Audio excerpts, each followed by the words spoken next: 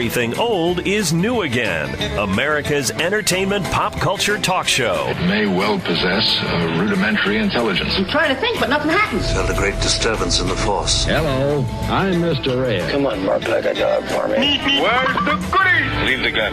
Take the cannoli. I bet you wouldn't have done anything like this if Mom and Dad were here. You filthy criminal. Excuse me while I whip this out. Go ahead.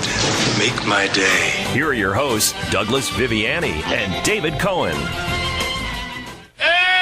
doesn't have to call me Johnson. My name is Raymond J. Johnson Jr. Now, you can call me Ray, or you can call me Jay, or you can call me Johnny, or you can call me Sonny, or you can call me Johnny, or you can call me Ray J, or you can call me RJ, or you can call me RJJ, or you can call me RJJ Jr. But you don't have to call me Johnson.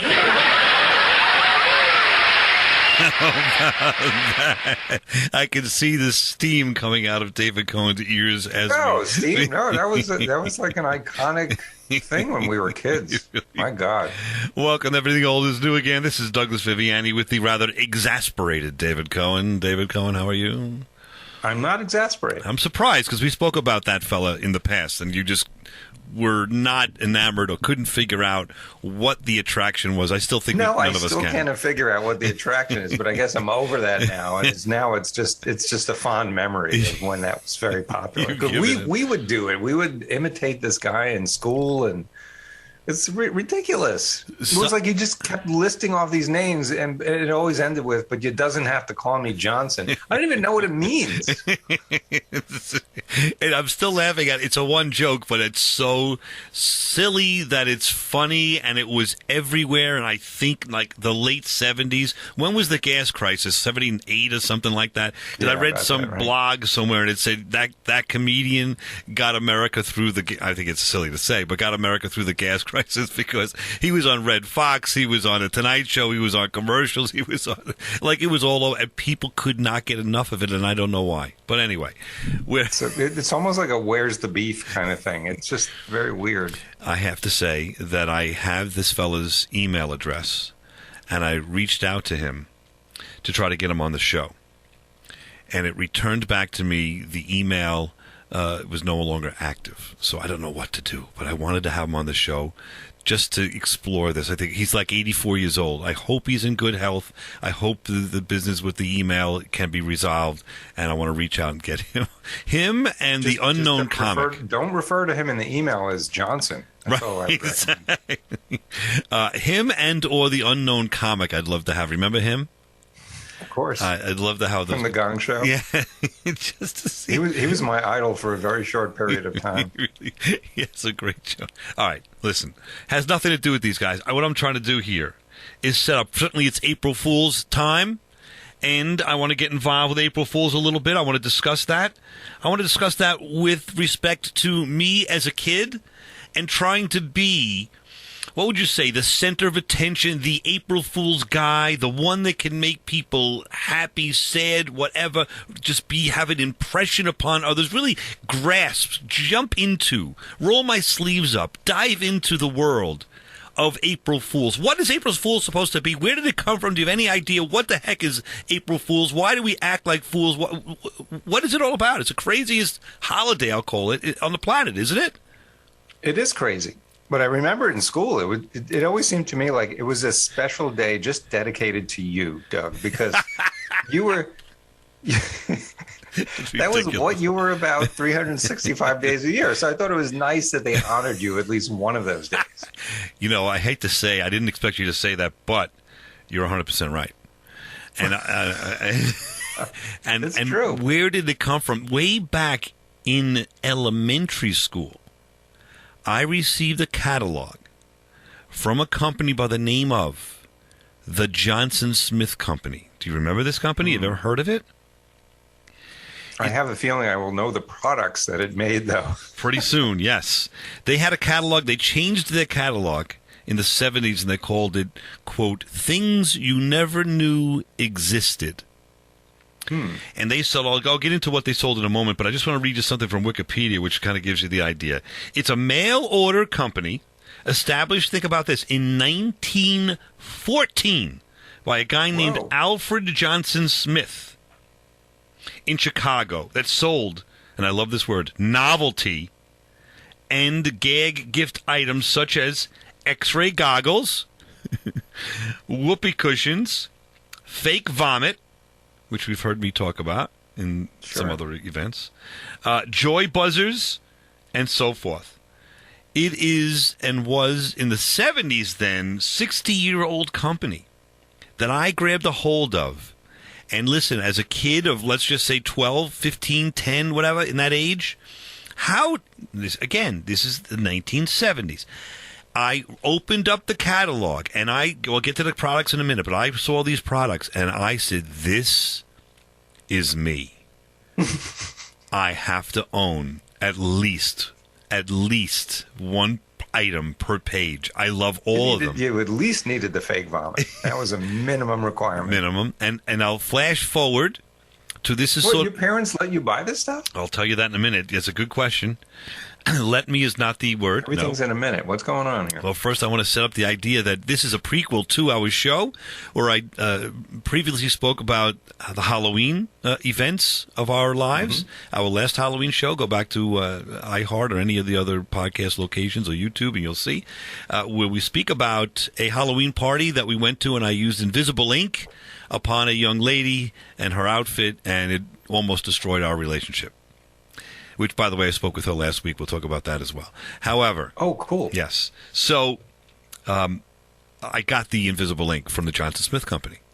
So that was like in high school. So I had already been like a patron of the arts, so to speak, of Johnson Smith Company for like 8 years by then. So I was a veteran. I was on their mailing list. But here's... Put your face on their catalog. Exactly. What I would do... I didn't tell my parents anything. This is the 70s. The parents were aloof at best. You went out and cut the grass and came back. You got your $5 a week or $3 a week, whatever. Maybe $1. I don't know what that number. You were fine. You went out and played. Go out. It's Saturday. The cartoons are over. It's 12 o'clock. Get out. Come back by 6. It was a different world, right? Where parents weren't like on your kids like they are now. So yeah, I got a catalog. Yeah. Did they even know that I got a catalog in the mail? They probably didn't even know I got the catalog. I looked through it. It was my Bible. This Johnson Smith Company. Look it up, man. They got the catalog still. You can look it up on Google. They got the old catalogs. So how did you pay for that? Did you send cash through the mail that you made through lawn mowing? Correct. I would tape. Cash through the mail. I would tape the coins. Now, these things cost like 69 cents, 89, $1.45. Oh, you had to say you sent change through the mail. Sent the quarters. I taped it to like a business card. And I sent it. I swear to you, this is what I did. There's no other way because I wouldn't tell my parents, Dad, could you write a check for 69 cents or whatever? Right. So today's money, what would it be? I don't know. Could you write a check for $4? Like it wouldn't do it. So I maybe once in a while I would send the actual bill. But I made sure I put it between two like business cards or two, not even two, like those postcards, size things, and then put it in the envelope with the. And then you also had to fill out. This is weird for today's kid to listen to. You had to fill out the order form and add up the amount of money you owed, add your own individual tax, do the math and all that stuff. Right? Add at that point 7% for New York tax, and you had to figure out percentages and put. You had to write. I did it all I didn't have my parents involved with that.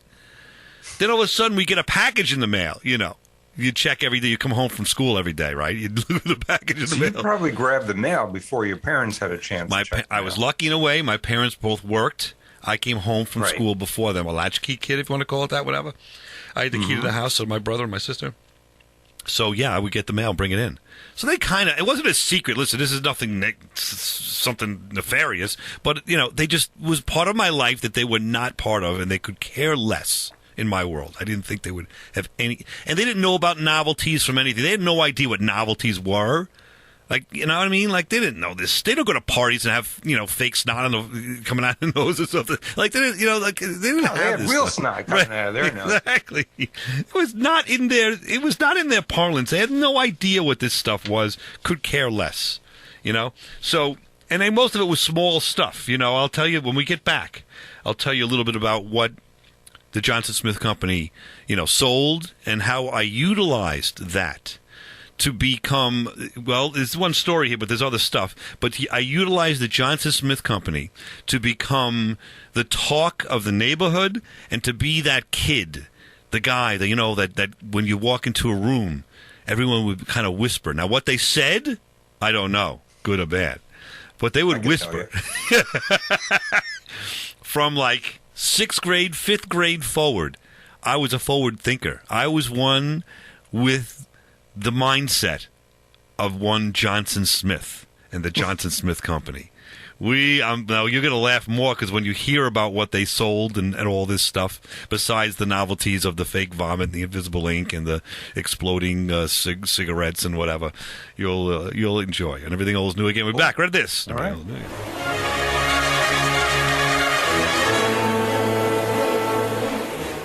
You're listening to Everything Old is New Again, America's entertainment pop culture talk show with Douglas Viviani and David Cohen. Hi, my name is Paul Dooley. I am an actor, and you're listening to Everything New is Old Again. No, everything old is new again. How about that? Paul Dooley from 16 Candles, the dad in 16 Candles. You missed that one, Sorry. David Cohen. Oh, the dad from 16 Candles. Yes. Cool. Yes, that was a great interview. Good guy. In his 90s, wants to come back. I'm going to see if I can have him back on the show. Maybe he'll join us, David Cohen. Excellent. With Paul Dooley. Good guy. All right, listen, we're talking about, it's the 4th of, wow, why do you say? It is April Fool's, and we are examining the holiday itself. And how can we maybe pass upon to the next generation what we experienced for April Fool's Day, and I don't know, should it be continued? Should these novelties, should these activities that I learned from my Bible, the Johnson Smith Company, the catalog that said things you never knew existed, that was right on the plastered on the cover. Things you never knew existed. Right, so I gotta get into this now. Some of the items they have are wild. Some of the items were like the X-ray glasses. You supposedly could see through people. X-ray specs. The X-ray specs I remember seeing like at the back of a comic book or something. Yeah, they didn't work. You saw like a little haze around the person. They didn't work at all.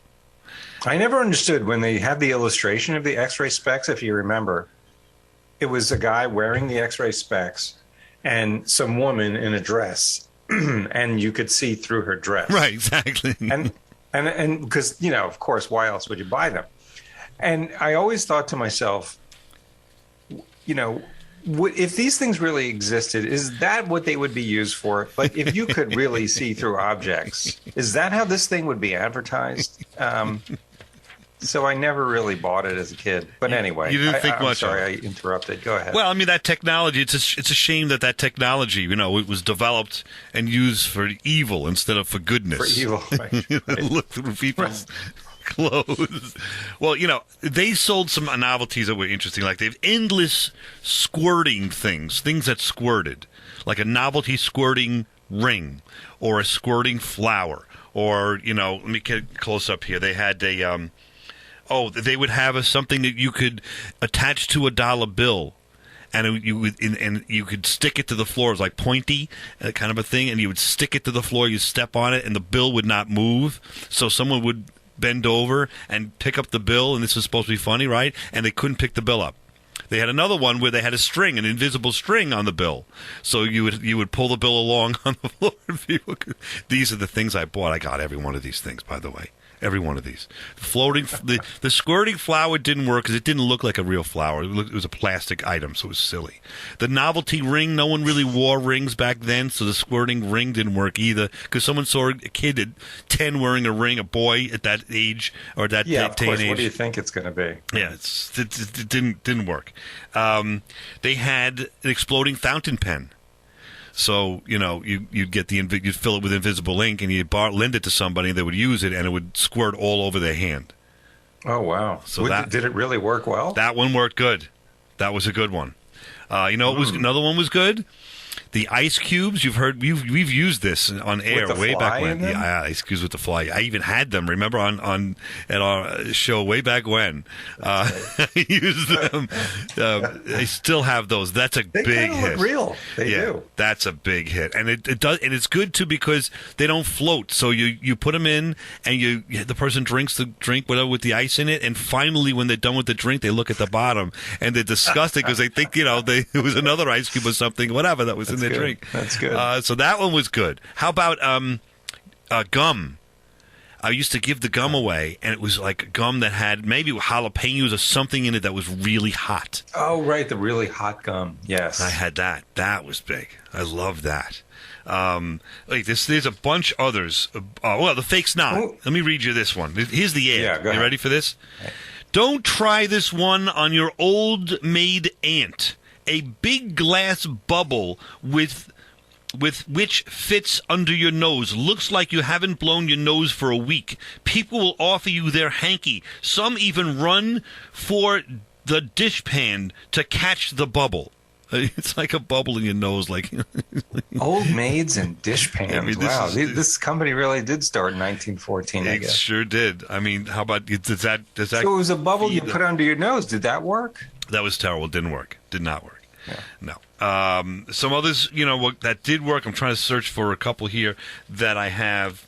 Oh, here's a good description. Here we go. All right, here we go. You ready for this one? If I can read this.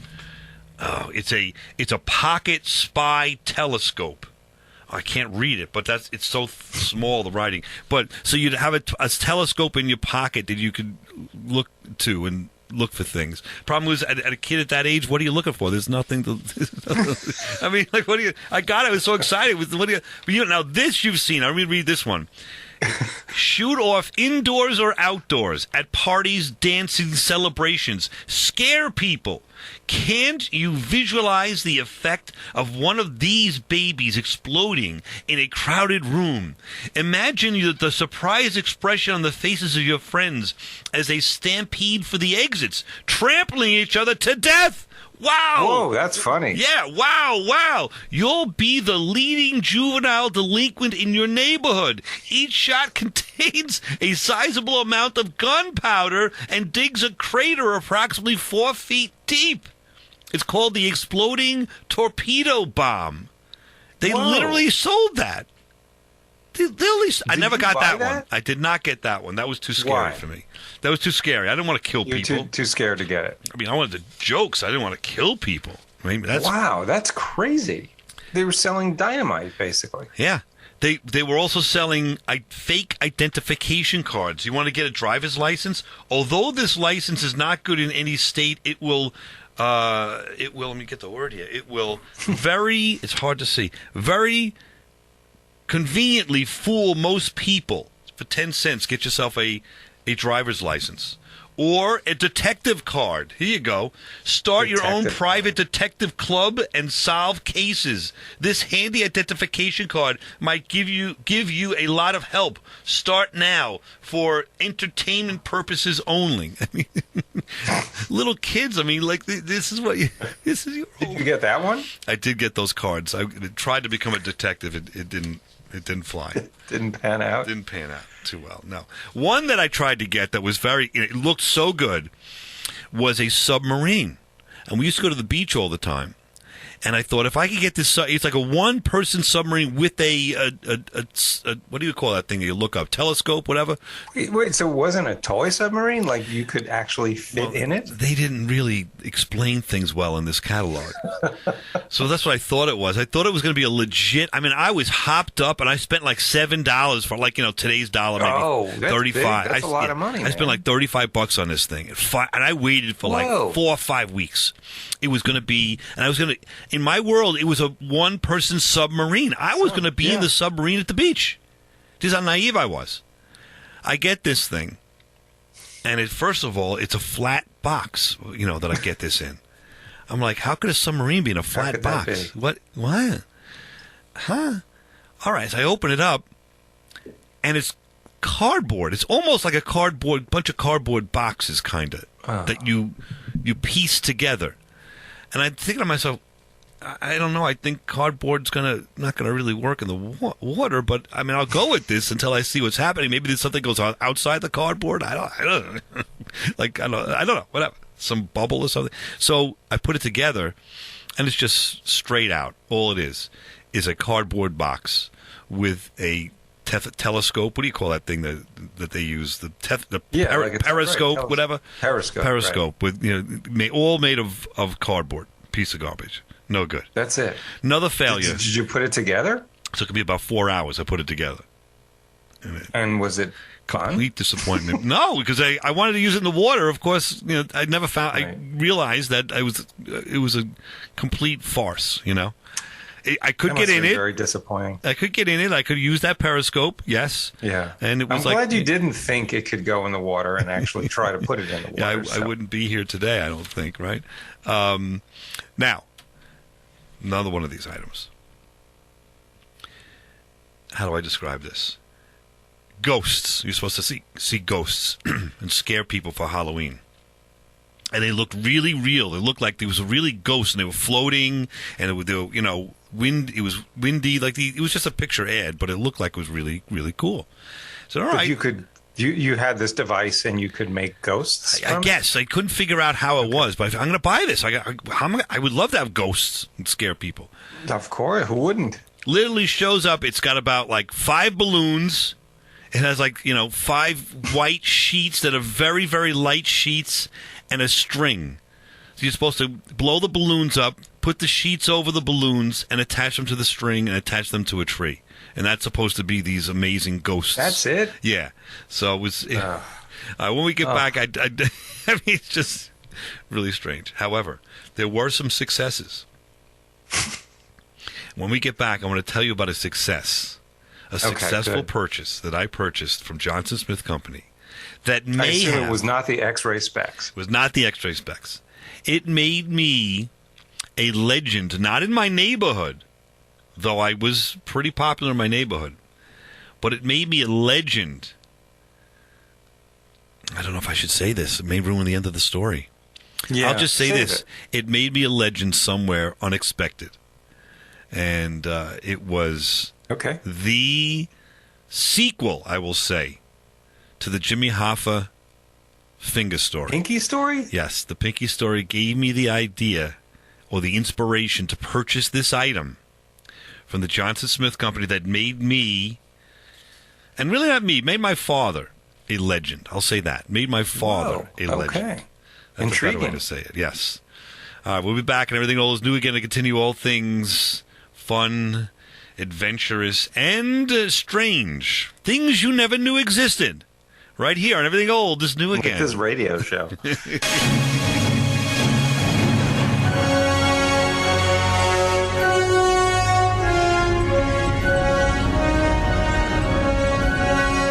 Hi, this is Alan Alda, and you're listening to Everything Old is New Again with Douglas Viviani and David Cohen. April Fools. No, we really did have Alan Alda on our show, David Cohen. We did, and he said our names. How cool is that? We made him laugh. We had some fun. Yes. That's a memory, huh? That is a great memory. You made him laugh. I think we both did. We put him in a good mood. He was a good guy. All right, listen. He was. Speaking of good guys, when I was, I'm going to say maybe I was 11 years old. What are you, about 12, 6th grade, 11, 12. It was 6th grade. And I've become, we talk about April Fools and the Johnson Smith Company and the novelties that they sold. I became like a preferred customer for the Johnson Smith Company. Even though I had no checking account or anything, I sent in coins in for every item that I purchased. They it seemed like they expected it. Like every month they got another, oh, there's Viviani again. Look, the guy with the coins. But they were legit, man. They honored it. Like, I sent in coins. They could have said, what are you talking about, kid? I never got your money, right? They always sent back the items that I bought. It's crazy. Crazy. That's crazy. So one time they had somebody, think about it, probably just sitting at a desk, opening the mail, making sure that the money was right. Or maybe not. Maybe it was just going to send you the stuff regardless of whether you sent the money. I mean, I had to do percentages. I had to do, add it up, right? Let's say you got 2 items, $4.99 and 68 cents, whatever, and then think about it, Doug. They were getting cash, right? So wink, wink. That's true too. Not necessarily reportable for tax purposes. So I don't think they cared about the sales tax. That's very true. Never thought of that. They saw, here's this kid that sends in the change. Oh, good. Who wants a Coke? Yeah, exactly. I got lunch. Lunch is on me today. Lunch is on Viviani. The kid Viviani, Melville, New York. What does he want this time? A mustache? All right, yeah. Toss this in the envelope. Send it to him. He wants that book, How to Hypnotize Girls. Yeah, okay, we'll send it to him. Seriously. And maybe they paused for a moment before they sent the submarine, thinking whether it was really morally the right thing to do. Oh, he bought this. Oh no, he bought the submarine. Yeah, internally they must have been like, "We love this kid. He buys all the stuff I would buy. It's great." Oh no, we sold him the submarine. This might be the last thing. He sent in 700 pennies. Oh no, this might be the last thing he buys because he just bought the ghosts too. So two worst ghosts. Two worst. Oh, we're terrible people. I'm sure they went through their minds for a minute. All right, put the ghost thing in the mail. Send it out to the kid. All right, so here it is. I send out 4. What do you call this thing? Oh, the finger in the box. Have you seen this? I remember that. Yes, the finger in the box. Finger in the box. And you bought it. Wow, I want to hear about this. It's a box that has a hole in the bottom of it. Small box, so it's a very small box. You can put it in your hand, and what you do is you put your finger, your ring finger usually, but whatever, you put a finger into the hole, and you bend it down, and then there's like a cotton backing, and there's blood all around or red, let's say, all around where your finger comes through the box. And you take it has a top on it. You take the top off, and you see. Right? You take the top off, and you see the finger in the box. Yeah, it's gross. So now it looks real. It is real. It's your finger, but yeah. Coming off the heels of the Jimmy Hoffa story of the Hoffa, finger in the box. Right. Came to my mind. So I'm going to buy this thing. This, and I can't tell the story from Benny Ole, right? I can't tell the story of Jimmy Hoffa. So it came to mind. This is a great April Fool's trick. So I got the box, and we had a mall that we used to go to this place called Farmers Field. We'd ride our bikes up and down hills and stuff like this. A country, kind of stuff. But then that land was bought by TSS. They put a TSS mall there, if you remember what TSS is, like a shopping center. So we were devastated because our Farmers Field was gone. We could no longer ride our bikes. All right, what the heck? So you got over it quick. Johnson Smith Company. We were devastated, but we got all right. No, because Johnson Smith Company came along pretty quick. After that, perfect timing to replace the activities. So I said to my buddies, I said, I got to pull April Fool's. This is great. Saturday, we're going to go to the, we still had a park. Mall. We went to the mall, whatever. So I said, guys, I found something. Because we're just building the mall, I found something. Oh, cool. So you found it in the construction site. Yeah, exactly. And P.S. our park was right next to it, so it was like a part of the park that was bought for TS. So we're so we're still hanging out in the park and then whatever. And there's a little. We had a fort there. We called it. It was like a place in the woods that we kind of hung out. Kids do stuff like that. They like to hang out in the little areas like that. So sure. I said, guys, I got to show you what I found in the TSS mall. I said, something really happened here. Bad news. Somebody, with the construction of this. Because for kids, it's mysterious, too, how these buildings are being built, right? Like, there's all these tractors and these plows and all these crazy-looking machines, right? What the heck? And there's guys with saws and hammers. And, it's all kind you don't know. Perfect setup. You have no idea what this is. So, can I show you this thing? I said, you cannot tell anyone what I'm going to show you. I swear, I pulled the Benny Ole routine. If you tell anyone this, you will never see me again. It's a good thing they liked you. I don't know. We'll see. Because all of a sudden, they would allow you to get their attention, right? What is it? What is it? What? Show us. What do you... All right, I promise I will not... All right. Douglas Blome comes over. I go, one at a time, guys. Douglas Blome comes over. Okay, here you go. And of course, I've got my finger, in the box, and it's all set up. I open the box, and I'm a little kind of smart about it because I kind of like I'm hiding it, so like you don't want to show it too much. Inspection of this, you're going to reveal that it's not real. Yeah, right? yeah. So, and I'm in the woods, you've got the trees and stuff hanging around, so Sure. it's a little dark here and there. So I go, here you go. He looks at this thing. Now Douglas Blum was there with me with the Lenny-Ole thing, the Benny-Ole thing, Benny-Ole thing. So he remembers, the finger in the coffee can. So he looks at me. Right. All he does is stare at me and walk away. There's no reaction.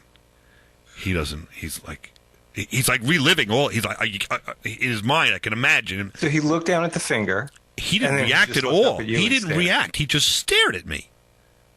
But he saw the finger. And he walked. Yeah, and he walked away. Okay. I go, did you see it? Dot, you all right? What? He just walked away. The other guys go, what was it? What was it? What was? He wouldn't say a word. Remember, because he saw the. So I call over the other guys. There's, here comes Jeff Bennick. Here comes, there's a bunch of kids. And one by one, I show it to them, and they're all, one kid, like, he kind of gets like a little, like, verklempt, like, look like he's going to get sick. He spits in the ground. He walks away. Another guy is amazed. Like, there's always one kid that wants to see more. There's one kid that's going to be the doctor. He's going to. He wants to look at he wants to see the bones. He wants to see. Can I dissect it? Yeah, exactly. I go, no, take it out of the box. What are you talking about? So they're all hopped up, and they're all reacting different ways. But okay. So it's all right. That was it. And I never let on what it was. It was a 4th of. Really? It was April Fool's. I never let on what it was. That was it. I put the box in my pocket, and I take my finger out, and it's very simple. No one you do it in one fell swoop. It's easy, right? All right. Day goes on, and that's okay. Everything I showed it, and whatever. And I thought, you know what? They looked at me a different way. Like they had like a different look about me now. Like I knew something about life and death that they didn't know. I've touched death. I've touched a man's finger that just came off of building the TSS mall. Well, it wasn't a man's finger. It must have looked like a boy's finger. Right? You're right. So you're right. But you put the image in their head, and of course they thought it was a man's finger. It's very true. What a good point. But yeah, we didn't even think. I don't think we know that man. That was a small man. Oh wow. I don't think we've inspected fingers that detailed at that age. No, I doubt it. So they're looking at me in a different way. I know stuff that they don't know. Respect, man. Respect. Yeah, I got the respect. I didn't get laughs or anything, but you know what? It's April Fool's. I'm going to let it sit there. I was going to let them know about it, but they kind of like, all of a sudden, Douglas Bone comes back. He's got a Coca-Cola. He gives it to me.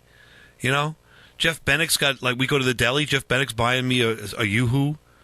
Oh. I'm getting ring dings from Jeff S. I'm like, all of a sudden, there's like a little, I don't know. You know what I'm saying? Like, one kid like knows a little more. Now. Yeah. The Godfather. Somehow I elevated him. I said, wow. It's pretty cool, man. All right, I'll go for that. So I go home, and the day's over, and I let that simmer, and I say, I don't know. I guess I'm not going to ever tell them. We'll let it go, and I got all this benefit from this. I'll just let it be, right? I go home, and I put the thing under my bed to just kind of like, I don't want to. What am I going to do with this? With your kid, did you put all the stuff under your bed? The box. You put the little box with the stuff. Right? Yeah, but as a kid, didn't you put like stuff under? Like, come on, we all put stuff under your bed. Yeah. That's where you stored stuff. That's what you exactly. I go back and I gonna have dinner. I got, of course, the omnipresent meatloaf with the French fries from Mom. The well done meatloaf with no gravy. Just like, all right, that's why I was at the deli eating all this fast food, because the food at home was not so good. And when I get back, your mom's not listening to this. Yeah. She would recognize. She would know. When we get back, I'll tell you about the reaction to this event, and was there any reaction? How did this event make my father a legend in some way? Wow. We'll be back, and everything old is new again.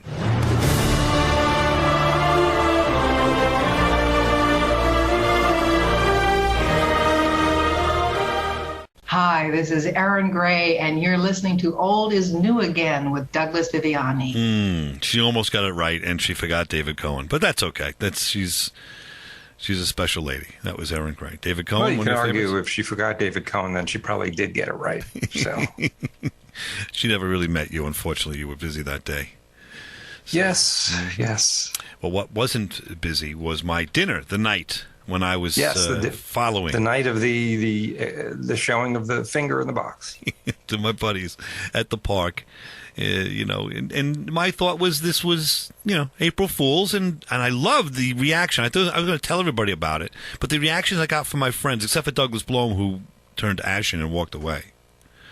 Everybody else kind of I got some respect, I got at the deli that afternoon, I got the yoo-hoo from one kid, I got a ring-ding from another for free. They kind of looked, as a kid, when you touch seriousness, if you will, of life, you become like the expert, or I don't know, the revered, let's say, right? Yes. Yeah, of course. So I go home, have dinner, I forget all about it. The phone rings.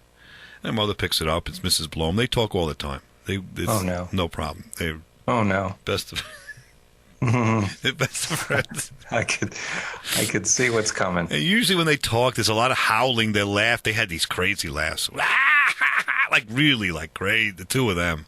They would go. I don't hear my mother laugh too much now like that, but she used to laugh with Mrs. Blome. Some people you connect with, I guess, and they would laugh. And so she Let me walks guess, there was no laughing on this particular phone Well, call. there was a lot of sound. First she says, "What?" My mother says that a lot, but, she's saying to Mrs. Blome, it's usually a reaction to a kid thing.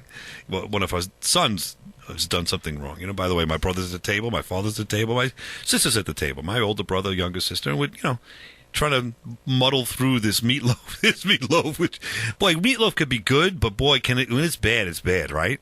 I mean, it's just a hunk of meat, like with no flavor. It's terrible. Overcooked. If you don't do it right, it's like meat and cardboard. It's terrible. And my father's complaining. He's rolling his eyes. He's eating. P.S. My father's secret, he had a couple extra pounds, but we would never see him eat. I mean, literally did not eat this meatloaf. And we're like, how is this man, like, what's up? Later on in life, we found out he would tell my mother he was done with work at 7. He was really done at 6. And he would go to the Melville Diner around the block to have dinner first before coming home. Are you kidding? Yeah, every night? Not every night, but when he knew it was meatloaf or some meal that was liver, it was going to be a tough one. He ate first. Oh, that's terrible.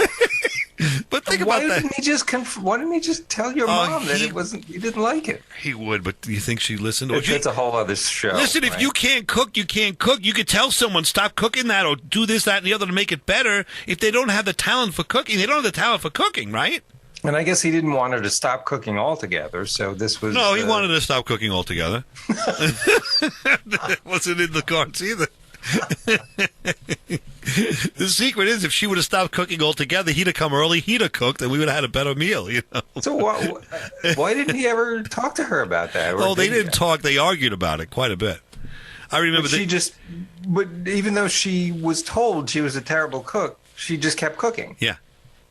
Why? Well, back in the 60s and 70s, I presume, and my mom was a woman's, I don't know if that's not a good term, women's liberal, but, she at the time that was a term, right? She was working. She was a working woman, She worked every day, and she was a teacher, and she had a profession, and she had a master's degree, so she wasn't, I don't know what you say, but I think the society kind of was like, the women are cooking the meal. I think in the 60s, that kind of still was the feel. I'm guessing. So I'm just guessing this. I don't know. But the responsibility, regardless, ended up with the woman. Right. And to give her a benefit of the doubt, she didn't have a lot of time. She came home at 5. 5:30, right, and got to whip it up quick. So you give it a benefit. So of the doubt, it wasn't like your dad was suddenly going to now start making dinner for everyone every night, because that just wasn't done. I think we stumbled upon something that I think was the way of the world back then. I don't know. I'm guessing I was a kid, but I kind of think that's what it was. So anyway, we're off topic here. So, but we're mumbling and bumbling at the table and ignoring mom. We hear mom say, "What?" I'm the present what. And then there's a silence. And she goes, she's horrified, the look on her face.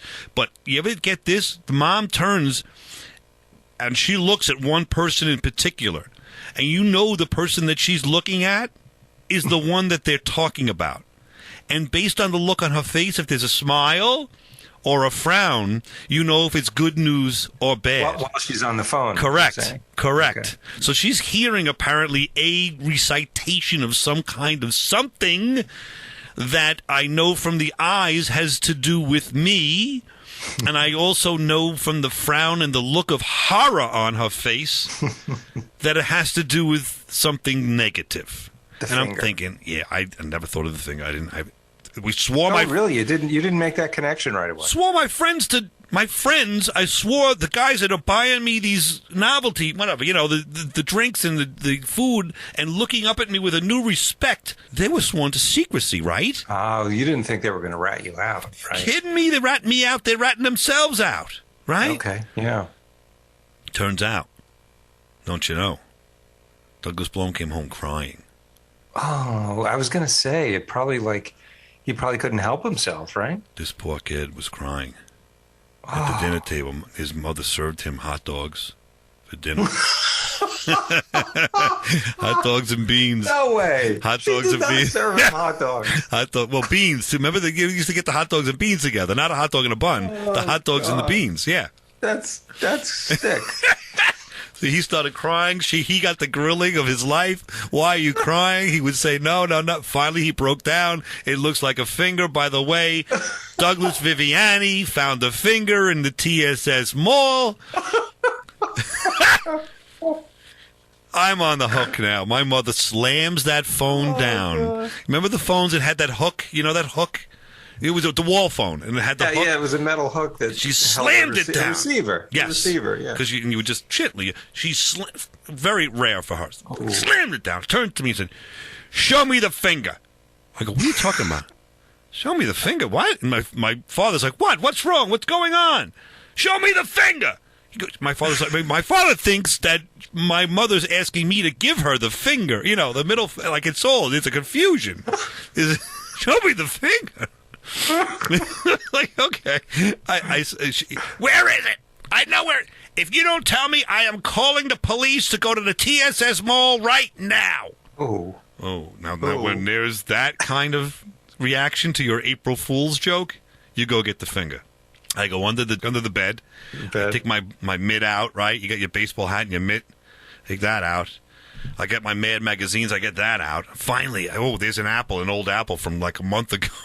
I get then that's what's smelling this room up. And finally, I get in. And I got the but I can't resist. I can't resist. I get the box. I put my finger in the box when it's under the bed. I'm going to show my mom. She wants to see the finger. Wow, you're really pushing it, man. He's going to see the finger. I pull it out. Wait, is that it? Is that the box? Yeah, that's the box, Mom. Let me see it. I pull it up. Ever so gently. I go, Mom, you're not going to like this. By the way, I just found it. I didn't do it. I just found it. Like, I'm thinking to myself, does she think I cut it off somewhere? Like, she's so mad. I don't know what... kids don't know what the parents are thinking, right? I don't know why she's so mad at me. Like, what's the big deal? It's a finger. So I pull it up and I go, you got to be careful. I said, it kind of smells, and I'm just going to show it to you for a second. So I pull it up, and she looks at it, and the screech. She looked at it for a split second. The screech. So she didn't really get a good look at it. And my father comes in. What's going on in here? What is this about a finger? And any excuse for him not to eat that meatloaf? He's in my room. And in fact, I would pay $1 to donuts that he picked up his dinner, threw it in the garbage, took that opportunity of my mother being gone, right, to throw the meatloaf out, pretending he ate it, and then he ran into the room after. Now I know why he took it. Having just eaten dinner at the diner before. Exactly. So now he got out of having to eat the meatloaf. So he goes, show it to me. What is this? And my mother says, he's got a finger in a box. What? He's not horrified. He's excited. My brother comes into the room. He hears there's a finger in a box. The two of them. They can't wait. They got to see it. Show me the finger in the box. Douglas, it's a finger in the box. Where'd you get a finger in the box from?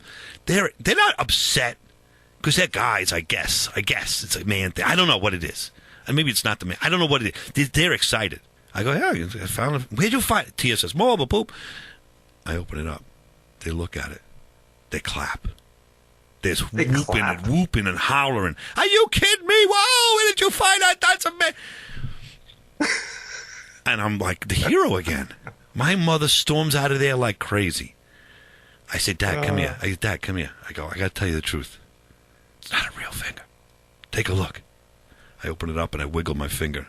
He's horrified, proud, happy at the same time. He is, the wheels are turning. I can see the wheels turning. He wants that box. He's got to bring that box to work tomorrow. He's got to show his buddies at work tomorrow. Everybody, my uncle works with him. He's got to go to the... Gosh. Lo and behold, flash forward. Next day he comes home from work. He puts the thing on the box on the kitchen table. He goes, that was the greatest day at work I ever had. I was the biggest hit at work. Thank you, Douglas. It started a rift that lasted between my parents until the following April Fool's Day when I did something else even worse. Anyway, so there you go. Even worse. Wow. I don't know that I did anything terrible, but, you know, in my mother's eyes, I turned my dad against her because he was enamored with... He became so interested in the Johnson Smith Company that if there was a stock... Yes. Your dad did. If it was in the stock market, he'd invested. I'd be an owner right now of this Johnson Smith Company. He loved it so much. So he had the same sensibility about it you did. You just didn't know. I had no idea. My dad was a legend, became a legend in my mind because we now had the Johnson Smith Company in common. We'll be back next week and everything old's new again. Great story. Great story.